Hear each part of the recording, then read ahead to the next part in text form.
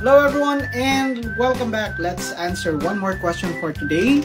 Rational po yung na-assign sa akin. Paano ko po yun gagawin?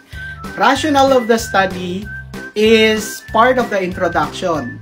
Specifically, it is supposed to be located on the last paragraph of the introduction. Bago magsimula, yung tinatawag nating significance of the study, if I'm not mistaken, ulitin natin, the rationale of the study is supposed to be located and summarized at the last paragraph of the introduction. Ano ngayon yung tinatawag nating rationale of the study? Lahat ng diniscuss nyo sa introduction ay mga ebidensya na nagsasabi na meron talagang problema. Number one, may problema. Existing yung problema. Totoo yung problema. It is factual. Based sa mga ebidensya, sa mga artikulo, sa mga study, sa mga literature, may problema.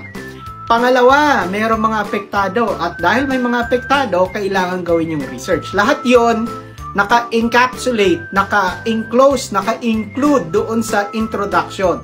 Pagdating sa last paragraph, sa rationale of the study, dito nyo ngayon ilalagay. Ano ipipresent ninyo? Ano yung dahilan? Ano yung motivation ninyo? O nag-motivate sa inyo para gawin itong study na ito? Okay? So, the rationale of the study states, ibinibigay, sinasabi, ano-ano yung dahilan na nagtulak sa inyo para gawin at i-conduct itong research na ito. I-cite nyo yung mga diniscuss ninyo doon sa introduction. Parang sinamarize nyo lang, ginamit yung ebidensya, yung discussion sa introduction, at ginawa nyong dahilan para gawin at i-conduct yung research ninyo doon sa tinatawag na part na rationale of the study. Ulitin natin, one paragraph is enough for you to present the rationale of the study. Good luck everyone.